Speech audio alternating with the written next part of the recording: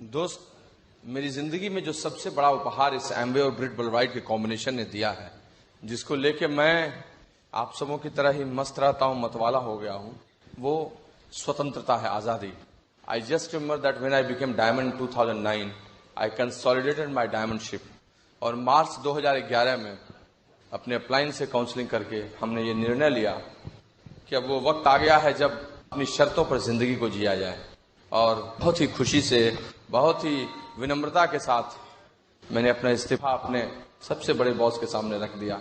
वो अचंभित भी हो गए, लेकिन मैंने कह दिया कि सर, ईश्वर की कृपा से हमें इस नौकरी ने, आप सबों ने बहुत प्यार दिया, बहुत सम्मान दिया और उसका योगदान भी रहा, लेकिन अब वक्त आ गया है जब मैं अपनी शर्तों पर अपनी जिंदगी जीऊं और वो स्वतंत्रता मुझे मिल चुकी है। इसलिए मेरा ये प्यारा सा विनम्र इस्तीफा स्वीकार करें। ये ले अपनी लकुटी कमरिया, बहुत ही नाच नचायो। जय हिंद, जय राम, बाय। और दोस्त, उस दिन से जो आजादी का स्वाद लिया मैं आपको बता नहीं सकता हूं। फ्रीडम क्या होती है, आदमी अपनी शर्तों पर कैसे जीता है, उसकी आप कल्पना नहीं कर सकते। और सबसे अधिक प्यारी चीज वही होती है। ऐसा कुछ नहीं है कि अगर आप कहीं काम करते हैं तो कोई गुलामी की बात होती है, वहां भी बहुत बढ़िया होता है, सब कुछ अच्छी होती है, लेकिन जो उड़ान आप चाहते हैं, आप जिस कैनवास को पाना चाहते हैं, वो वहां पर संभव नहीं होता है, क्योंकि उसकी अपनी सीमाएं हैं। मुझे एक कवि की बड़ी ही पंक्ति मारक लगती है, अच्छी लगती है, और मैं हमेशा उसको गुनगुनाता हूं, और वो मुझे हमेशा एक्साइटमेंट देती है। और वो है कि नीड़ न दो चाहे टहनी दो, आश्रय छिन्न भिन्न कर डालो।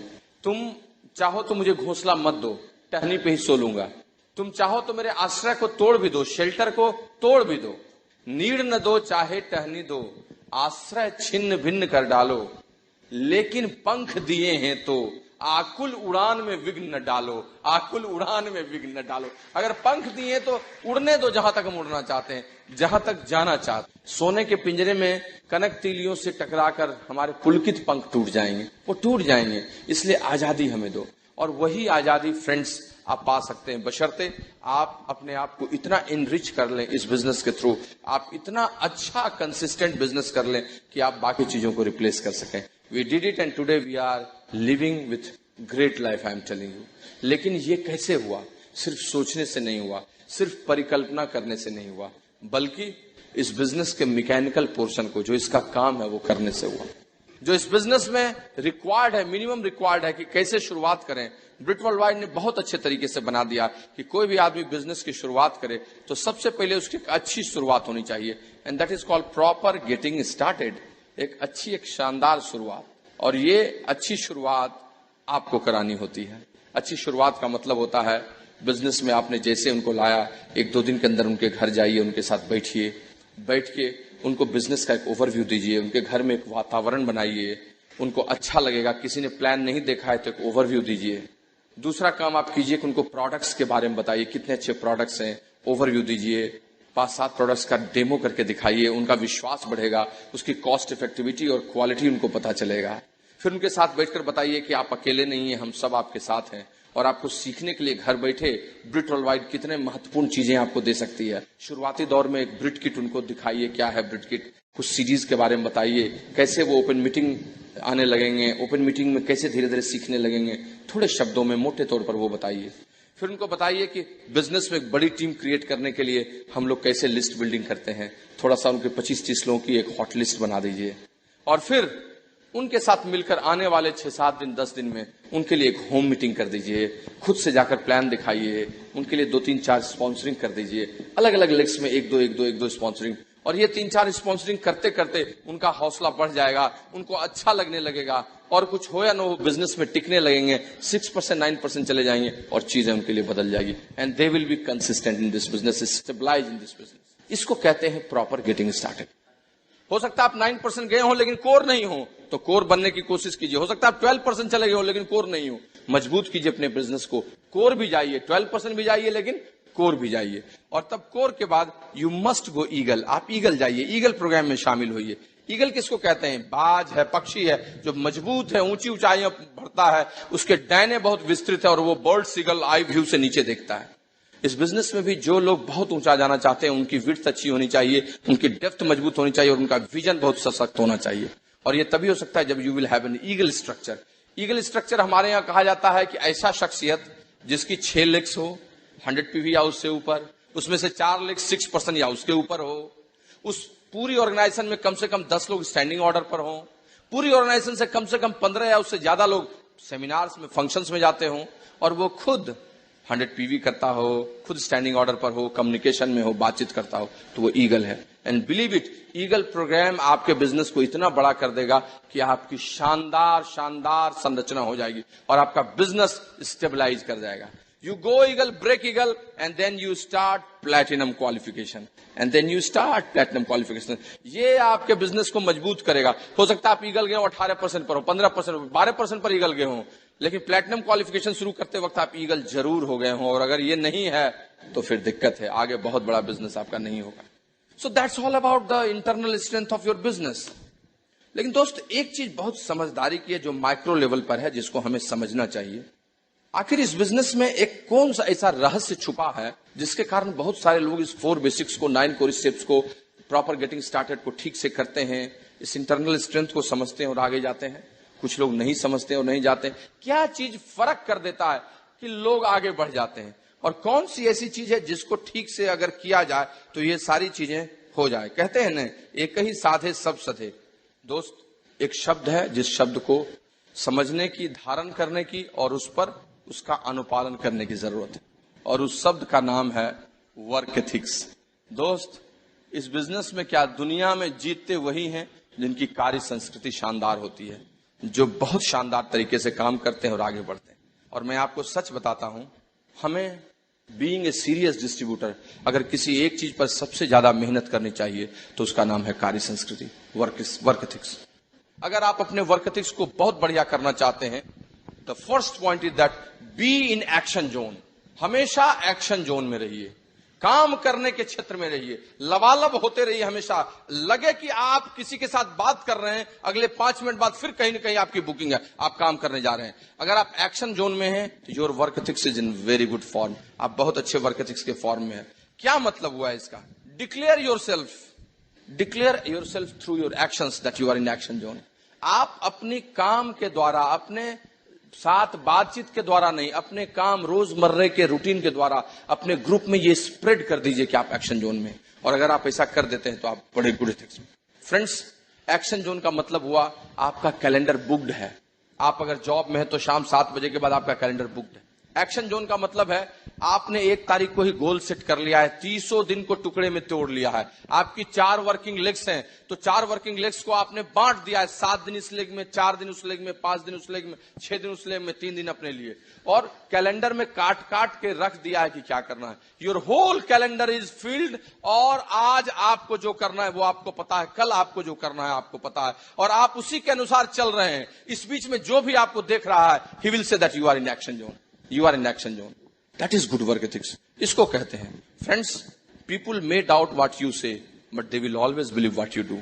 You will teach your downlines not through your tongue, not through your words, but through your actions. और यही आपको सबसे आगे ले जाएगा। दोस्त, यही कला जो जितना जल्दी सीखता है और जो जितनी जल्दी करने लगता है, वो इस बिजनेस में आगे चलता चला जाता है। प्लेटिनम जाना बहुत अच्छी चीज है, लेकिन फिर एमरल्ड जाने के लिए आपके वर्क एथिक्स का मल्टीप्लिकेशन चाहिए। Emeraldship is great, but to go diamond you have to multiply your work ethics. Diamondship आप करते हैं, एमरल्डशिप करते हैं, सब में आप मल्टीप्लाई करते हैं चीजों को, ईडीसी करते हैं, मल्टीप्लाई करते हैं। जब कोई आदमी डायमंड क्वालिफिकेशन में रहता है, मुझे याद है मैं जब डायमंड क्वालिफिकेशन में था तो I was working like, I mean a mad person, I am telling you. It was like cooking on multi gas burner. कई चूल्हों पर 6 चूल्हा जल गया था। पहले तो 3-4 चूल्हा था, 5वां 6ठा भी जला दिया था। सब पे कढ़ाई थी। एक पर फाउंडर प्लेटिनम पक रहा है, एमरल्ड निकल रहा है, डायमंड निकल रहा है। दूसरे पर एमरल्ड निकल रहा है, फाउंडर एमरल्ड। तीसरे पर प्लेटिनम, फाउंडर प्लेटिनम निकल रहा है। चौथे पर प्लेटिनम आ गया, फाउंडर प्लेटिनम जाना है। 5वें पर अभी सिल्वर गोल्ड है जो प्लेटिनम चला गया। 6ठे पे 15% है जो इस बार जाएगा। अब सब पे आपको काम करना है। पहले में जाके काम कर रहे हैं, उसमें पूरा चला रहे हैं, एक टीम मीटिंग कर दिए महीने में, सारे फाउंडर प्लेटिनम एमरल्ड को लेके। तब तक दौड़ के चौथे पे गए, चौथे के प्लेटिनम शिप को मजबूत किए। चलो नीचे में तुम्हारे तुम्हारा क्या 15%, तब तक दौड़ के फिर दूसरे पे आ गए, एमरल्ड को फाउंडर एमरल्ड ले जा रहे हैं, और कैसे काम करोगे, उसके लिए बैठ के नाइट आउट कर रहे हैं, तब तक दौड़ के फिर छठे सिलेंडर पर आ गए, छठे बर्नर पर आ गए जहां 15% है, उसके लिए प्लान दिखा रहे हैं, फॉलोअप कर रहे हैं, यस नो सुन रहे हैं, तब तक पांचवें पे आ गए, उसके लिए होम मीटिंग कर रहे हैं, फिर दौड़ के 1 पे गए, टीम मीटिंग कर रहे हैं, उसके साथ नाइट आउट कर रहे हैं, उस डायमंड जाने वाले के छठे लेग पे काम कर रहे हैं, फिर दौड़ के तीसरे पे आए, उसकी तीसरे लेग पर काम कर एमरल्ड जा रहे हैं, तब तक फिर छठे पे आए, उसको प्लेटिनम ले जा रहे हैं, खुद डायमंड जाना, 6 लेग पर दौड़ कर 6 कड़ाही में चला रहे हैं, इसमें कलछुल, इसमें कलछुल, इसमें कलछुल। This is all about multiplication of work ethic. और जो इसको लगातार करते चला जाता है, चीजें उसके लिए बदलती चली जाती है। Neither your first leg is going to stay कि oh my God, my upline is going diamond। अभी हम लोग पिन को रोकते हैं, न तो सेकंड लेग आपके लिए रुकने वाला है, न छठा लेग आपके लिए देर तक इंतजार करने वाला है।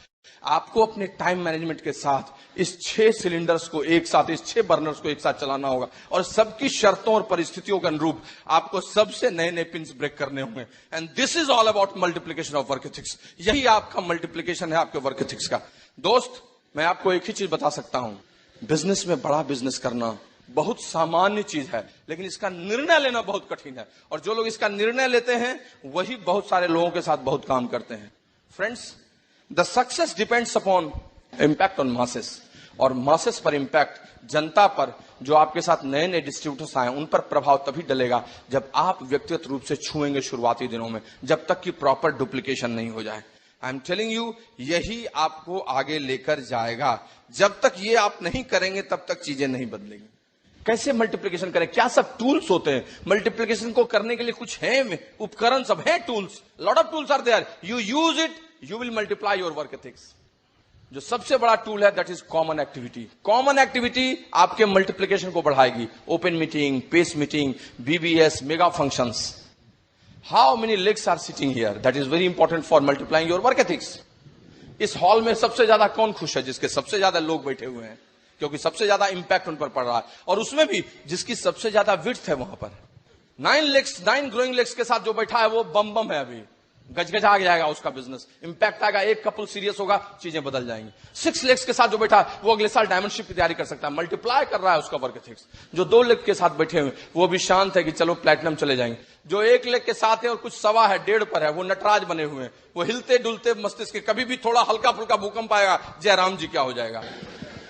मल्टीप्लिकेशन आपका वर्क एथिक्स मल्टीप्लाई करेगा। कॉमन एक्टिविटी में आप बहुत सारे लोगों को लेके आएंगे और वहां आपके साथ आपका काम करना बहुत ही आसान होगा। दोस्त, इसके अलावा नाइट आउट्स, रात को अकेले में बैठना आपके मल्टीप्लिकेशन में बहुत बड़ा साधक होता है। पहली लेग के कुछ लोगों को लेके बैठ गए नाइट आउट्स में, कॉफी पिए रात को 10:30 बजे के बाद, गपशप किए, रिलेशनशिप बनाए, उसके कंधे पे हाथ रखे, तुम इस बार एमरल्ड जा रहे हो, मल्टीप्लाई कर दीजिए। आपका ये भरोसा, आपकी आंखों की चमक, आपकी गर्माहट, आपका लेटेंट हिट उसको बदल देगा और वो डिसीजन ले लेगा। अपने एक विड्थ में 15% के आदमी को लेकर उसको भरोसा देना, उसकी वाइफ उसके साथ बैठकर कहीं पर डिनर करना और उसको छोटे छोटे स्टेप्स बताना, वो आपके बिजनेस को मल्टीप्लाई करेगा। चौथी लेग में जो प्लैटिनम्स आए हैं उन प्लैटिनम्स के लिए एक छोटी सी टीम मीटिंग कर देना, वहां जाकर उनको बताना और फिर रात को उसमें से 5-7 कोर ग्रुप को लेकर नाइट आउट करना, उसके ग्रुप का नक्शा बदल देगा। These are few things which can multiply your work ethics. दोस्त, प्लैटिनम क्वालिफिकेशन क्या है? कुछ नहीं है। Platinum qualification is nothing but it is multiplication of your work ethics plus multiplied by plus duplication. Duplication कर दीजिए और अपने वर्क एथिक्स को मल्टीप्लाई कर दीजिए, आपकी प्लैटिनम क्वालिफिकेशन शुरू हो जाएगी। और ये जब तक हम नहीं समझेंगे तब तक चीजें बदलेंगी नहीं। इस मां गंगा के पानी को अगर आप सोचो तो एक दरिया का पानी है जो ऐसे ही निकला है, छलछला है, गंदा है, बनारस के घाटों से होते हुए, इलाहाबाद से आते बनारस के घाटों से होते हुए, पटना से होते हुए हुगली में जाकर गिर जाएगा, जिसका बस एक अस्तित्व ऐसा ही है। लेकिन अगर तुमने अपनी सोच बदली तो शंकर की जटा से निकली हुई ये देव नदी है जिसने लाखों वर्षों में, हजारों ने, करोड़ों लोगों का उद्धार किया है, और तुम भी इस स्वच्छ जल को लेकर अपने अंदर की सोच को शुद्ध कर सकते हो। It all depends upon you. उन्हीं डिस्ट्रीब्यूटर के साथ आप कैसे काम करते हो, ये सब आप ही से संभव है, किसी और से नहीं। और दोस्त, यही समझने की बात है कि वही आदमी जो सोया रहता है अचानक गोल सेट करता है और वर्क एथिक्स को मल्टीप्लाई कर देता है, फोड़ देता है, और वही आदमी 300 लोगों की टीम के साथ सिल्वर से प्लैटिनम भी नहीं जा पाता है। The only thing which matter is how he is multiplying his work ethics. I am telling you. लेकिन दोस्त, इस बिजनेस को समझने के लिए और इस बिजनेस में चीजों को ठीक से लाने के लिए you need women empowerment also. The ladies role is also here.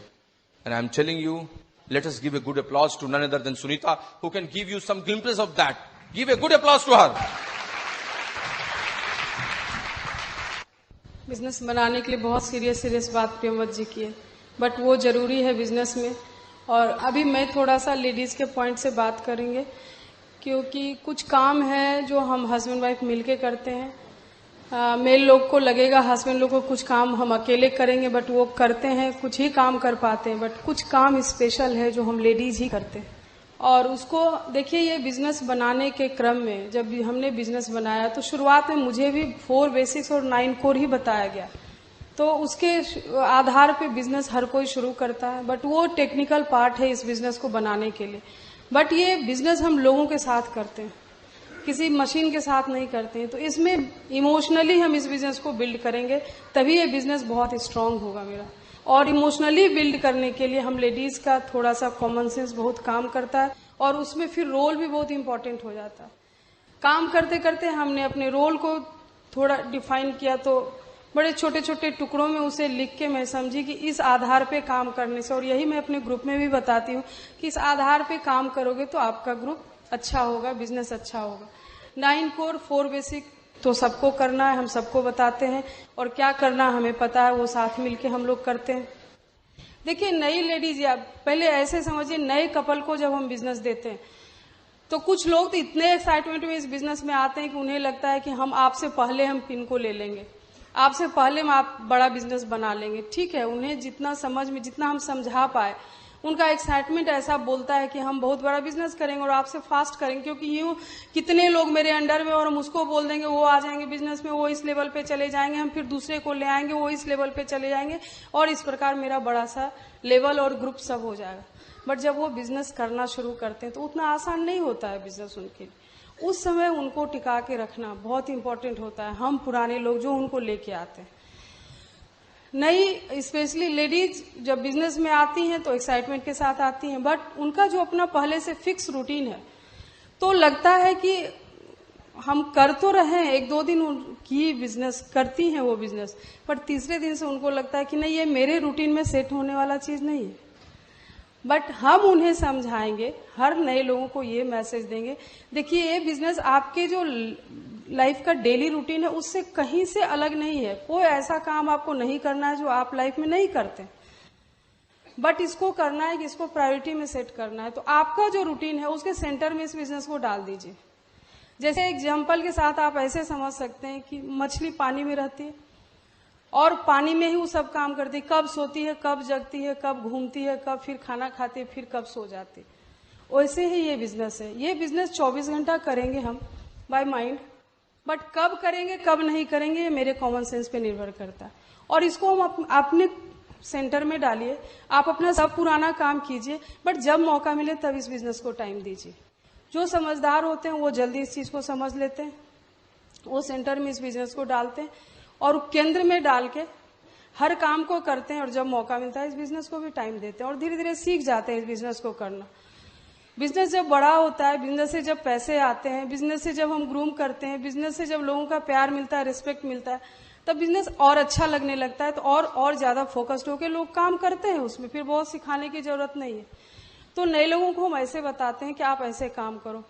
Premvat जी ने अभी बताया कि ये मल्टी बर्नर गैस पे काम करने वाला चाहिए, बहुत अच्छा एग्जाम्पल, हम लेडीज भी उसको करते हैं। आज के डेट में मेरा first leg diamond by diamond leg है, कितने एमरल्ड्स हैं उसमें। Second leg founder emerald by founder emerald by founder emerald के बाद एमरल्ड है डेप्थ तक।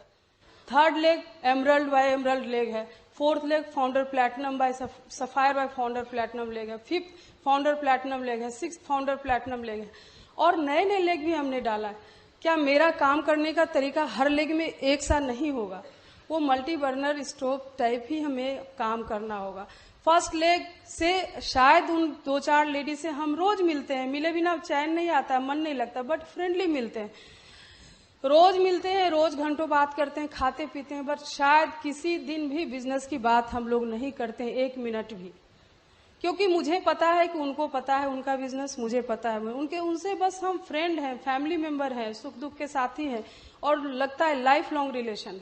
सेकेंड लेग में थोड़ा हालचाल पूछ लिया। थर्ड लेग में थोड़ा सा उनके नीचे के लोगों को चाहते हैं कि ऊपर खींच के काम करें। कुछ नई लेडीज का हम भी जानना चाहते हैं कि वो कितने एक्साइटेड हैं। कोई नई लेडीज आई है जो बहुत अच्छी है या हमसे रिलेट कर सकती है तो दो उसका नंबर, हम उससे बात करते हैं, काम करते हैं उसके साथ। फोर्थ लेग में मेरी जरूरत है, उनके लिए हम पेस मीटिंग करते हैं, उनको घर बुलाते हैं, उनके पेस मीटिंग में जाते हैं। Fifth leg, sixth leg, seventh leg के लिए पेस मीटिंग घर पे करते हैं मंथ में 2 बार। नए नए लेडीज के लिए, नए नए लोगों के लिए दिन में लेडीज मीट रखते हैं, उनको डेमोन्स्ट्रेशन सिखाते हैं, उनको फॉरेन ट्रिप का सीडी दिखाते हैं, उनको और बातें बिजनेस के बारे में बताते हैं, उनको ट्रेनिंग भी लेके जाना होता है, नए लोगों को प्रोडक्ट भी दिलाना होता है, एडीसी का ओवरव्यू भी दिलाना होता है। तो ऐसे करके हम बांट के काम करते हैं सब लोगों के साथ, और हमेशा एक ही ऐसा काम नहीं करना है, क्योंकि ये बिजनेस देखिए कॉमन सेंस का बिजनेस है, और जब हम ऐसे तोड़ के काम करेंगे बीइंग ए लेडी तभी हम सक्सेस होंगे। और इसी तरह इमोशनली हमने अपने बिजनेस को बहुत प्यार से बिल्ड किया है।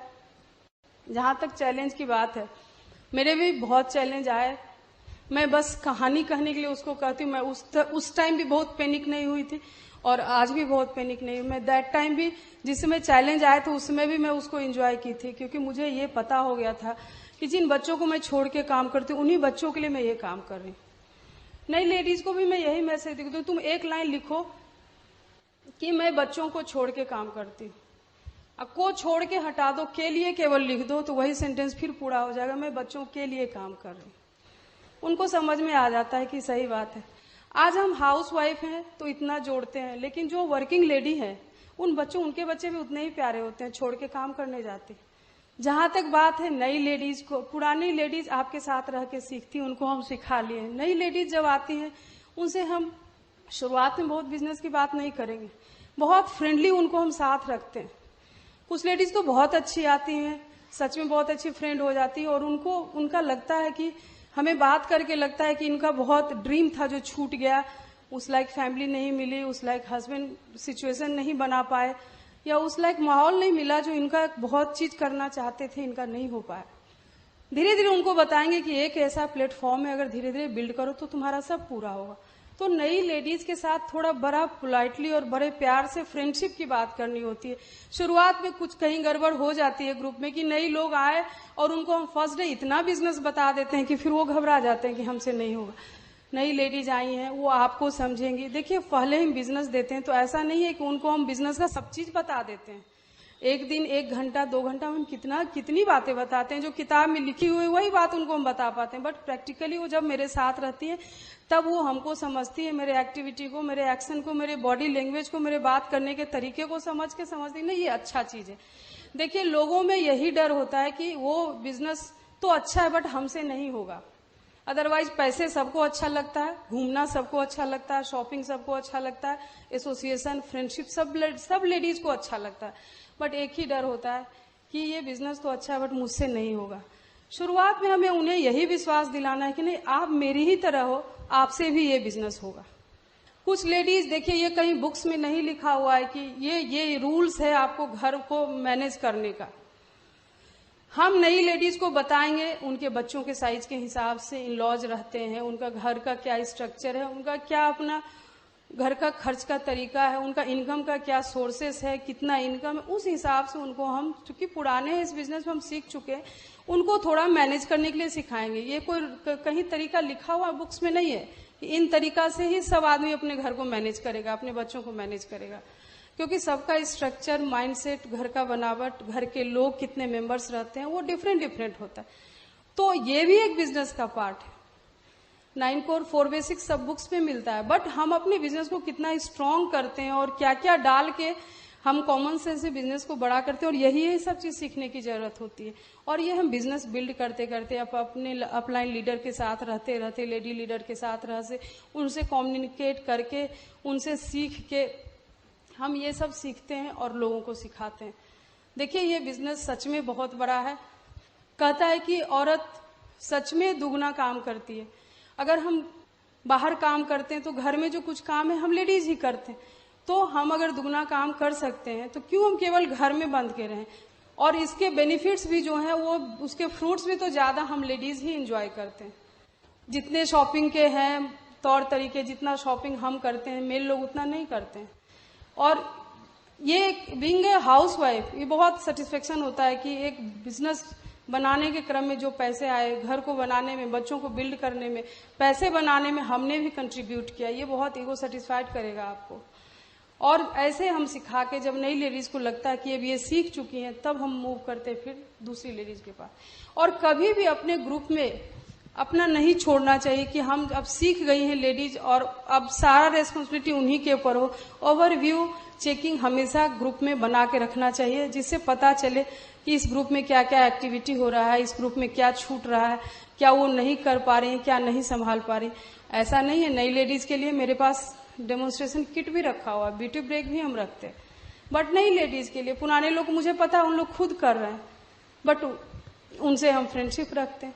तो इस तरह से हम बिजनेस बनाते हैं, और ये तभी होगा जब हम बिजनेस में टिके रहेंगे, बिजनेस को बनाते रहेंगे, उसको हमेशा सीखते रहेंगे। काम करने का कोई उम्र नहीं होता है, इसमें एक तरीका है जो प्रूव किया हुआ है। ये ग्रूम होने का बिजनेस है। ऊपर से तो हम ग्रूम होते ही, इंटरनली बहुत ग्रूम करते हैं इस बिजनेस में, इंटरनली बहुत स्ट्रांग होते हैं हम इस बिजनेस में, और बहुत खूबसूरत हो जाते हैं इंटरनली। मेरी सोच बहुत अच्छी हो जाती है, पॉजिटिव, और जब पॉजिटिव सोच होती है तो माइंड सेट बहुत स्ट्रांग हो जाता है, और उसके बाद जितने भी चैलेंजेज आएंगे वो सब आपको छोटे दिखेंगे। लगेगा कि नहीं, ये टाइम क्रॉस कर जाएंगे हम। ये चैलेंजेस कभी बहुत लंबा किसी के पास नहीं रहता है, वो खत्म होना ही होना है। और जब हम अच्छे वर्क एथिक्स के साथ ट्रांसपेरेंट होके, बहुत पायस होके काम करते हैं, तो भगवान भी मेरी मदद करते हैं और बहुत अच्छा बिजनेस होता है। हमने ऐसे ही अपने ग्रुप को बनाया, संवारा। आफ्टर डायमंडशिप बहुत एंजॉय कर रहे हैं इस लाइफ को, और हम विश करते हैं कि यहाँ भी जितनी लेडीज हैं, हस्बैंड वाइफ मिलकर इस बिजनेस को बनाइए। बहुत खूबसूरत बिजनेस है, और भगवान भी आप ये कहने के लिए आपको मौका छोड़ दिए कि आप ये नहीं कहेंगे कि मेरे को कोई एक और चांस देते तो शायद मैं इम्प्रूव कर सकते अपनी लाइफ को, या अपनी लाइफ को और सुंदर बना सकते। ये बिजनेस आपको भगवान दिए हैं, खूब अच्छे से बिल्ड कीजिए। चुनौती आपको नहीं दिखेंगे अगर मन से आप इस बिजनेस को करेंगे। और हम तो आज यही सोचते हैं कि जो भी एमवे करते हैं बहुत बड़ा बिजनेस करें, और उनके लाइफ उनके लिए बहुत इंपॉर्टेंट है, ये समझ में उनको आए, और अपने लाइफ को बहुत खूबसूरत बनाए इस बिजनेस को बिल्ड करते करते। Thank you, God bless you. और हम चाहते हैं कि आप लोग डायमंड एमरल्ड बन के मेरे शहर में आइए, सेमिनार देने, और हम बैठ के सुने। बहुत अच्छा लगा बात करके आप लोगों से, बहुत पेशेंसली आपने सुना इस बिजनेस को और हम बातों को। और मुझे लगता है कि आज किन्हीं को कोई रिलेट करें अगर मेरी बातों को, और चेंज हो, और उस बिजनेस में डाल के इम्प्रूव हो उनका बिजनेस, तो मेरा सक्सेसफुल होगा बोलना। God bless you, thank you. Great. Work ethics का तीसरा भाग जो हमारे वर्क एथिक्स बहुत अच्छा बनाता है और जिसकी सख्त जरूरत है, that is thriving in business. Business में चुनौतियां, बहुत बार लोग सोचते हैं कि उनका बिजनेस में कभी कोई चुनौती नहीं आए, कोई चैलेंजेस नहीं आए, सीधा चले तो बहुत अच्छा रहेगा। लेकिन दोस्त, मैंने हमेशा कहा है, शुरू से ही कहा है कि कहानियां चुनौतियों के साथ ही बनती है और बड़ी होती है। जहां चुनौतियां नहीं है वहां कुछ नहीं है, वहां जीवन ही नहीं है। जहां रेखाएं सीधी हो जाती हैं वहां आपका जीवन समाप्त हो जाता है। What is difference between lagoon and sea water? Lagoon और सी वाटर में क्या डिफरेंस है? लगून समुद्र का ही पानी जो कहीं ठहर जाता है उसको लगून कहते हैं, और सी वाटर जिसमें समुद्र है, लहर है, सब कुछ। एक ही अंतर है, और वो अंतर है कि लगून में चुनौतियां कुछ नहीं होती हैं, जबकि समुद्र में चुनौतियां होती हैं, लहरें आती हैं, टकराती हैं। इसीलिए वनस्पतियां, फ्लोरा एंड फौना जो होती हैं, पौधे, वो लगून में जिंदा नहीं रह पाते हैं, क्योंकि लहरों की चोट उसको नहीं लगती है, धक्का नहीं लगता है, मर जाते हैं वो। जबकि समुद्र में वो हमेशा जिंदा रहते हैं, क्योंकि समुद्र में ऊंची ऊंची लहरें आती हैं, चोट लगती है, और उन चोट खाने से वो उन मुसीबतों में वो बड़े होते हैं, मजबूत होते हैं और बढ़ते चले जाते हैं।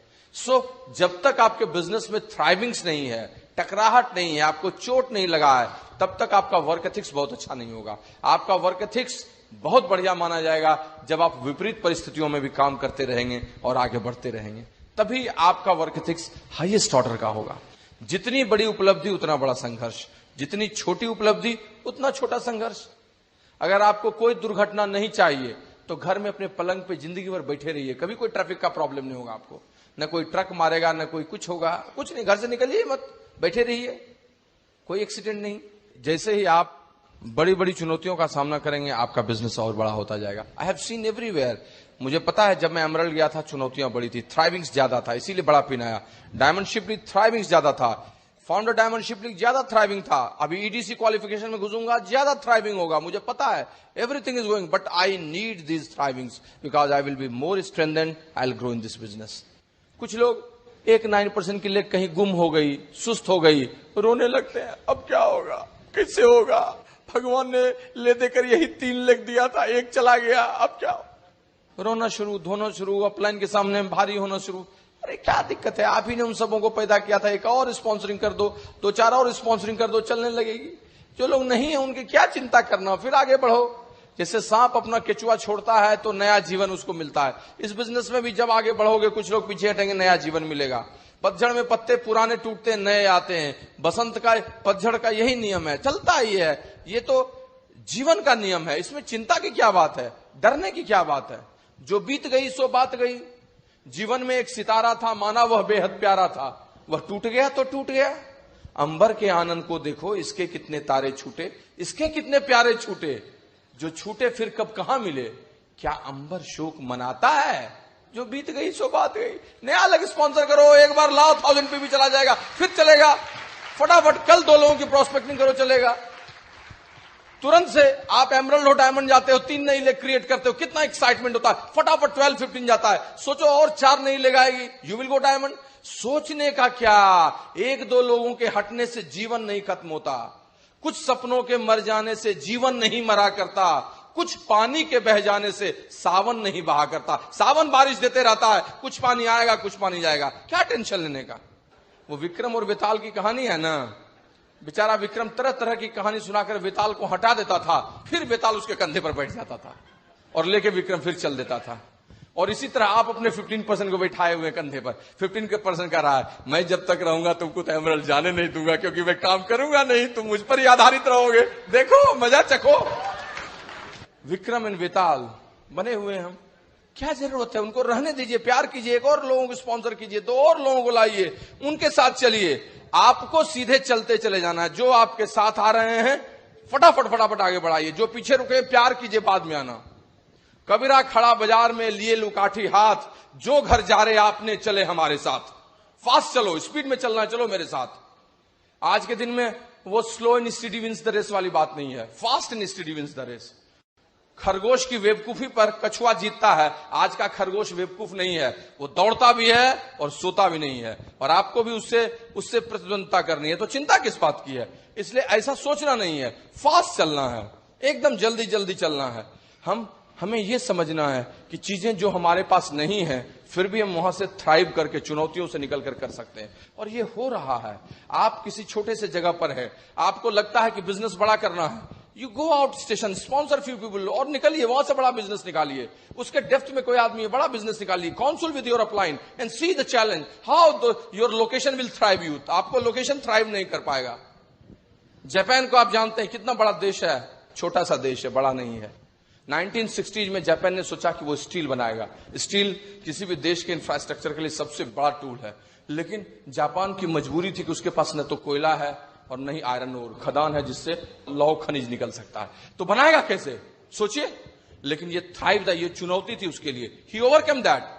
जापान जानता था कि इंपोर्ट कैसे किया जाता है, उसने कोल का आयरन और दोनों का इंपोर्ट किया, अपने यहां स्टील बनाया, और देखिए इतना शानदार स्टील बनाने लगा, उन्हीं देशों को जहां से इंपोर्ट करता है उसको स्टील एक्सपोर्ट करता है, और बड़े निर्यातक देशों में बन गया स्टील का। इसको कहते हैं संसाधन नहीं रहने के बाद भी चुनौतियों को स्वीकार करना और वहां से निकल आना।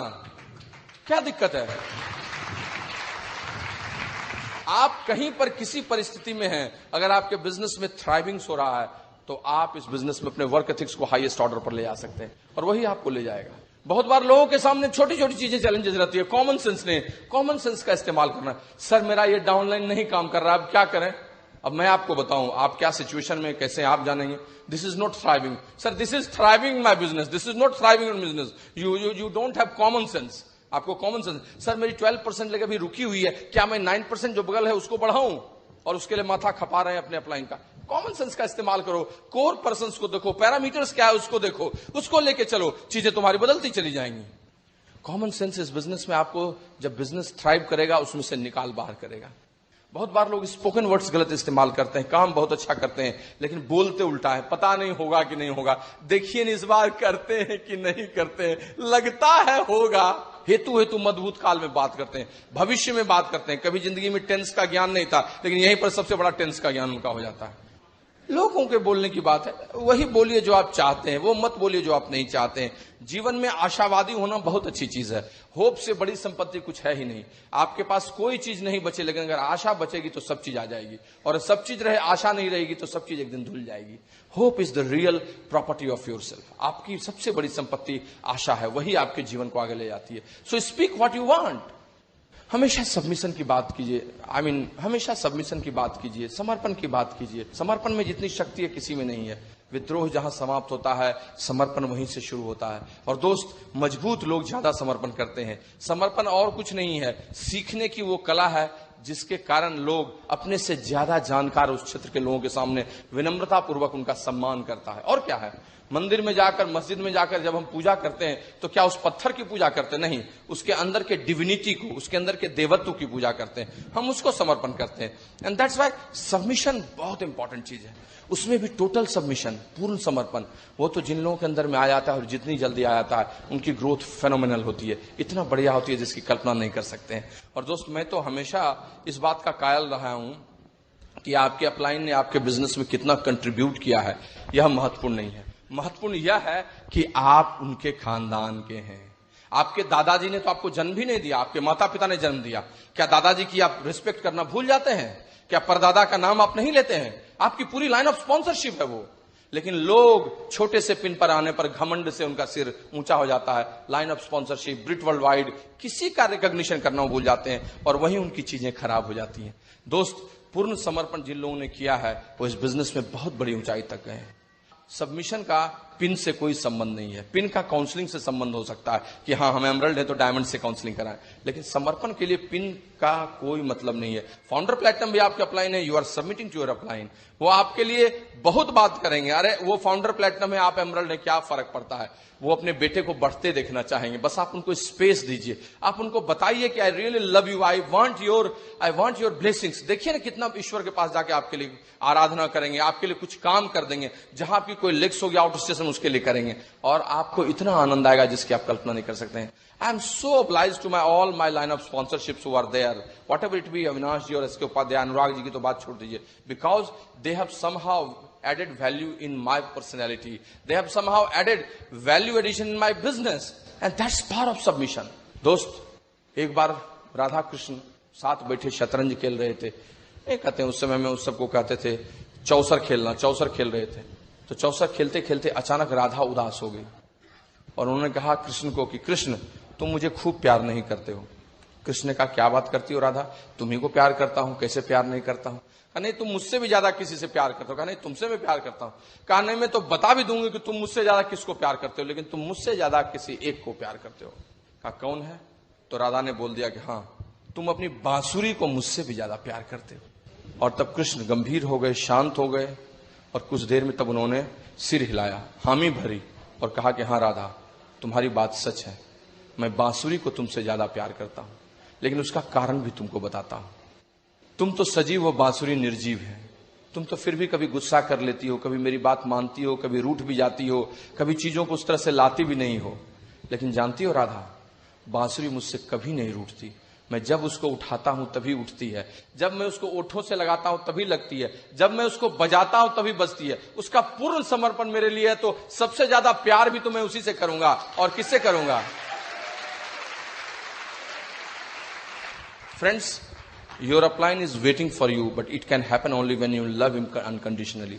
आप तभी उनसे बहुत अधिक ले सकेंगे जब अनकंडीशनल लव आप उनको करेंगे। दोस्त, शर्तों के साथ किया गया प्यार व्यवसाय है, लेकिन बिना शर्तों के साथ किया गया प्यार असल प्यार है। और वही आपके संबंधों से आगे निकल जाता है, वही आपके बिजनेस में इतना बड़ा व्यापार आपका बनाता है जिसकी आप कल्पना नहीं कर सकते हैं। ये जो लेग्स होते हैं ना, ये जो गोला खींचते हैं, उसके अंदर में जो डंडियां होती हैं, रेखाएं होती हैं, वो रेखाएं कुछ नहीं है, संबंधों का जाल है और कुछ नहीं है। संबंधों का जाल है। और जो लोग अपने डेप्थ में जितने डीप तक इस इंटरपर्सनल रिलेशनशिप को बनाते रहते हैं, जितने डीप तक जाते हैं, उनका बिजनेस उतना ही मजबूत, गहरा और शानदार होता है। और ये तभी हो सकता है जब आप अनकंडीशनल लव करना सीखिए। ऐसा अनकंडीशनल लव जिसमें लोगों को पता भी नहीं चले और आप उनके लिए सब कुछ कर रहे हैं। ऐसा अनकंडीशनल लव जिसमें आप उस इंटरेस्ट से ऊपर उठ गए हों जो इंटरेस्ट यहां पर लोगों के हितों को देखता है। और जब आप इन चीजों से हटकर वहां तक पहुंचेंगे, आपका बिजनेस स्पिरिचुअल हो जाएगा, आपकी पर्सनैलिटी ऑसम हो जाएगी और आपका पूरा स्ट्रक्चर, वॉल्यूम सब ऑटो पायलट हो जाएगा, सब बढ़ता जाएगा। आपकी ओपन क्रेडिबिलिटी कब की खत्म हो चुकी रहेगी, आपकी रनिंग क्रेडिबिलिटी लगातार बढ़ती चली जाएगी और बढ़ती चली जाएगी। दोस्त, एक अनकंडीशनल लव की बात आपको मैं सुनाकर अपनी बात को विराम देता हूं। एक माँ बेटे का संबंध जिसकी कहानी अद्भुत है, मैंने व्हाट्सएप पर एक आदमी से पढ़ा था। अमेरिका में एक दंपति थे जिसको एक बेटा था। बेटा बड़ा हुआ, अच्छा पढ़ने में था, 16 साल का हुआ। जब 16 साल का हुआ तो उसका जन्मदिन आया, तो उसकी माँ ने उसकी जन्मदिन पर उसको एक शानदार घड़ी का तोहफा दिया और वो बहुत खुश हुआ। अपने कॉलेज में जाके भी सबको दिखाया। कॉलेज से लौट के आया और तब उसने माँ से कहा कि मेरे सारे दोस्त बहुत खुश हुए और वो लोग कह रहे थे कि वी आर जस्ट वेटिंग कि तुम्हारे 18वें साल पर जब तुम एडल्ट हो जाओगे तुम्हारी माँ तुमको क्या गिफ्ट देगी। बात आई गई हो गई, साल बीत गए, दूसरा साल भी आ गया। उसके जन्मदिन के 3-4 महीने बचे हुए थे। एक दिन वो लड़का अपने घर से कॉलेज जा रहा था और दरवाजे पर अपने घर से निकलते निकलते अचानक उसे चक्कर आया। दर्द से छटपटा के वो गिर पड़ा। उसके माता पिता देखे और जल्दी से उसे हॉस्पिटल की तरफ लेके रश किए, भागे। हॉस्पिटल में उसको भर्ती किया गया, आईसीयू में लाया गया, सारा जांच वांच हुआ, ईसीजी, और पता चला उसे जबरदस्त हार्ट स्ट्रोक हुआ है और तुरंत आईसीयू में उसके ऑपरेशन की तैयारी होने लगी और बहुत बातें होने लगी। खैर 1 महीना गुजर गया, आईसीयू में लड़का रहा। दूसरे महीने से उसने रिकवरी शुरू की और तीसरे महीने में वो धीरे धीरे ठीक हो गया। चौथे महीने में वो ठीक होकर हॉस्पिटल से बाहर आया और अपने घर लौट के आया और वो बहुत खुश था क्योंकि उस दिन उसका बर्थडे भी था जिस दिन वो घर लौट गया था। घर लौटते हुए सबसे पहले दौड़ते अपनी माँ के कमरे में गया, अपना गिफ्ट मांगने शायद गया हो या पता नहीं। घुसा तो माँ नहीं थी, कहीं गई होगी, तो देखा नहीं मिली। लौट रहा था तो उसने बेड पे एक चिट्ठी देखा, तो उत्सुकता से वो चला गया और तब उस चिट्ठी को उसने हाथ में लिया। वो चिट्ठी उसी को लिखी गई थी उसकी माँ के द्वारा और तब उसने पढ़ने की शुरुआत की। It was in English, I am just translating. मैं उसका अनुवाद करके आपको बताता हूं। उसमें लिखा था उसने कि मेरे प्रिय बेटे, तुम जब यह चिट्ठी पढ़ रहे होगे तो इसका मतलब तुम स्वस्थ होके हॉस्पिटल से लौट के घर लौट चुके होगे और इस बात को जानकर मुझे इतनी खुशी है कि मैं बता नहीं सकती हूं। मेरे जीवन का सबसे शानदार पल यही है। बेटे, तुम जानते नहीं थे कि तुम जब हॉस्पिटल थे मैं कितने कितने कितने अंदर दुखी थी और दर्द से छटपटा रही थी, लेकिन आज मेरे लिए बहुत खुशी का दिन है। मैं इतना खुश हूं और मुझे पता है कि तुम इस नए जीवन को पाकर एक बहुत बड़ा इंसान, बहुत सफल इंसान बनोगे और बहुत सारे लोगों की भलाई करोगे। बेटे, तुम्हें याद है आज से 2 साल पहले तुमने कहा था कि माँ तुमने शानदार गिफ्ट मुझे 16 साल में घड़ी का दिया है, 18वें साल में क्या दोगी। तो आज तुमको मैं बताती हूं कि तुम्हारे इस शरीर के अंदर में जो तुम्हारा हृदय लगा हुआ है वो ऑपरेशन के पहले मैंने ही तुमको दिया था और उसी हृदय के कारण तुम जीवित हो और आज तुम्हारे शरीर में मेरा ही हृदय धड़क रहा है। इससे शायद अच्छा कोई उपहार मैं तुमको दे नहीं सकती थी। बेटे, हालांकि मैं इस जीवन में आज तुम्हारे पास नहीं हूं, लेकिन हमेशा मेरी यादें तुम्हारे साथ हैं और मुझे पता है तुम जितना आगे बढ़ोगे मेरे जीवन को उतनी खुशी मिलेगी। तुम एक अच्छा इंसान बनो, मैं तुमसे यही आशा करती हूं। अलविदा।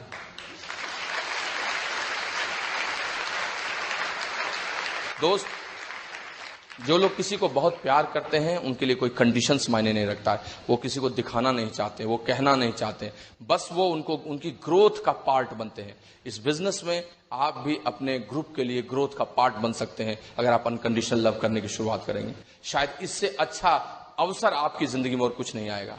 बस इस सफलता के सिद्धांत को याद रखना है, आपके वर्क एथिक्स को सबसे ऊंचाई पर ले जाना है और बनारस की धरती को डायमंड से पाट देना है। मुझे पता है जब अगली बार मैं आऊंगा ये आगे की पंक्ति डायमंड्स में कन्वर्टेड होगी और you will grow like anything. Wishing you good luck and best of the best business to you. God bless you and God bless you. While the techniques and approaches suggested may have worked for others, no one can guarantee that they will work for you. We hope, however, that the ideas presented here will assist you in developing a strong and profitable business. This product has been produced independently of Amway Corporation. Purchase of this product is optional and subject to the refund policy described in your purchase agreement for business support materials. Purchase of future business tools can be discontinued at any time.